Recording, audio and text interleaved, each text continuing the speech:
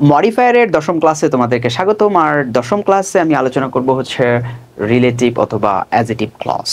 মডিফায়ারের মধ্যে এইটা খুব ইম্পর্টেন্ট একটা পার্ট। তাহলে আসলে একটু শুরু করি। প্রথমেই বলি রিলেটিভ ক্লজটা কি সেটা সম্পর্কে একটু আইডিয়া দিই। দেখো যে সকল ক্লজ, একটুখানি ভালো করে খেয়াল করবা কি বলছে। দেখো যে সকল সাবঅর্ডিনেট ক্লজ, যে সকল কি বলছে বলতো, সাবঅর্ডিনেট ক্লজ নাউন প্রোনাউনের পরে বসে উক্ত নাউন প্রোনাউনকে মডিফাই করে, কি করে মডিফাই করে, তাকে রিলেটিভ ক্লজ বলে।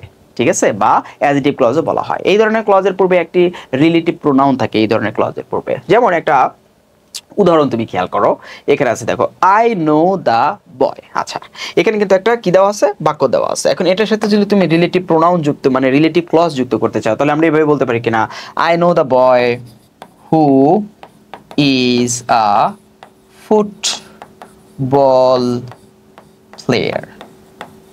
দেখো এই হচ্ছে একটা নাউন, সেই নাউনের পরে আমি একটা ক্লজ যুক্ত করলাম, আর এই ক্লজটা কি করতেছে, এই নাউন সম্পর্কে সুন্দর করে আইডিয়া দিচ্ছে।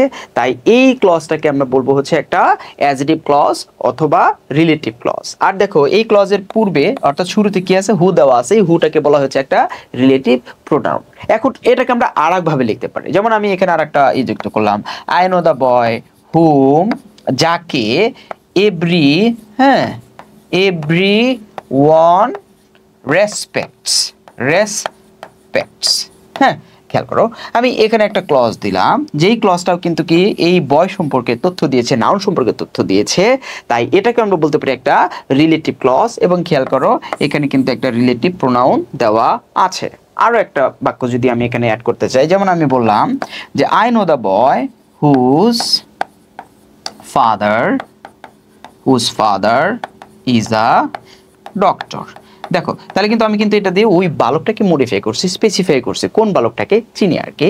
সো এখানে কিন্তু একটা রিলেটিভ কি দেওয়া আছে, প্রোনাউন দেওয়া আছে। আর এই পুরো ক্লজটাকে বলা হচ্ছে একটা রিলেটিভ ক্লজ অথবা অ্যাডজেটিভ ক্লজ। অর্থাৎ সহজে যদি বলতে চাই যে অ্যাডজেটিভ ক্লজ কি, যে সকল ক্লজ দেখো খেয়াল করো, এই যে নাউন অথবা প্রোনাউনের পরে বসে কি করে উক্ত নাউন বা প্রোনাউনকে মডিফাই করে, তাকে আমরা বলবো হচ্ছে কি অ্যাডজেটিভ ক্লজ। এটাকে আরো একটু ডিটেইলস বোঝানোর জন্য একটা চার্ট দেখি আমরা, দেখো বিষয়টা ক্লিয়ার হয়ে যাবে।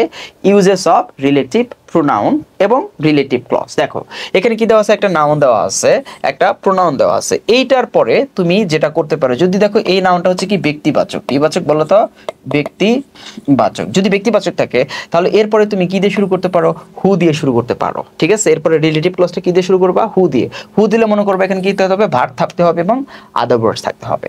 আবার ধরো এই নাউন বা প্রোনাউন তোমার ব্যক্তিবাচকই আছে, ঠিক আছে, ব্যক্তিবাচক আছে, ঠিক আছে, তখন তুমি আবার হুম দিয়ে শুরু করতে পারো। আবার হুজ দিয়েও যদি শুরু করতে চাও, তাহলে এই নাউন বা প্রোনাউনটা কি হবে, তোমার ব্যক্তিবাচক থাকবে, ব্যক্তিবাচক থাকবে। আচ্ছা, যদি দেখো এই নাউন বা প্রোনাউন কি আছে, বস্তুবাচক আছে, কি আছে, বস্তুবাচক আছে, তখন তোমরা যেটা এই রিলেটিভ ক্লজে শুরু করতে পারো দ্যাট অথবা হুইচ দিয়ে, এবং এরপরে কি ভার্ব প্লাস আদার ওয়ার্ডস তোমরা ব্যবহার করবা।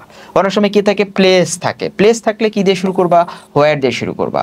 অনেক সময় টাইম থাকে, টাইম থাকলে কি দিয়ে শুরু করবা, হুইন দিয়ে শুরু করবা। অনেক সময় রিজন থাকে, তখন কি দিয়ে শুরু করবা, হোয়াই দিয়ে শুরু করতে পারো। ঠিক আছে, যদি এই ধরনের নাউনগুলো পাও তাহলে তোমরা এই ধরনের রিলেটিভ ক্লজগুলো ব্যবহার করতে পারবা। শুধু মনে রাখবা যে হু, হুম এবং হুজ এই তিনটা অবশ্যই কোনো ব্যক্তির পরে বসবে। ঠিক আছে, আর এই যে দ্যাট অথবা হুইচ যখন দেখবে অ্যান্টিসিডেন্ট, অর্থাৎ এই যে নাউন বা প্রোনাউনগুলো দেখতে পাচ্ছ না, এগুলোকে বলা হয় তোমার antecedent.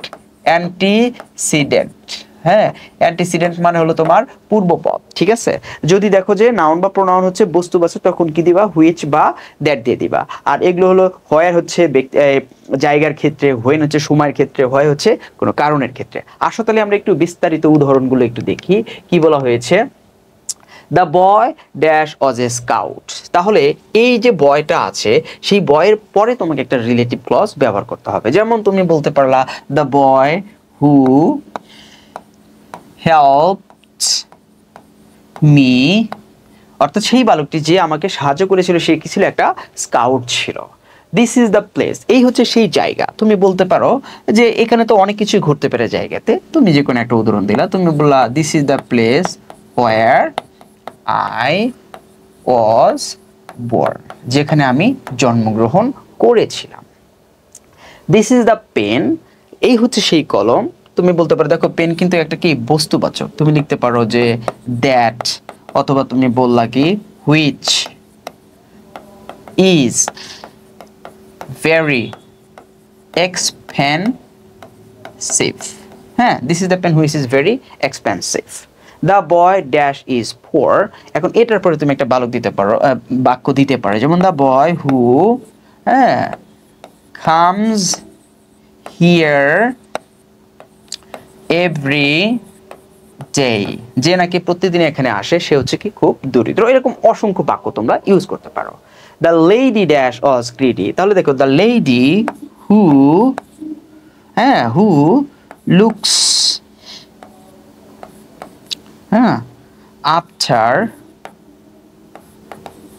After money was greedy তোমরা ইউজ করতে পারো। আই বট আ পেন, আমি একটা কলম কিনলাম, তুমি বলতে পারো হুইচ ওয়াজ ভেরি নাইস, সেটা নাকি খুব সুন্দর ছিল। এইভাবে তোমরা রিলেটিভ ক্লজগুলো ব্যবহার করতে পারো। আশা করি তোমরা বুঝতে পেরেছো।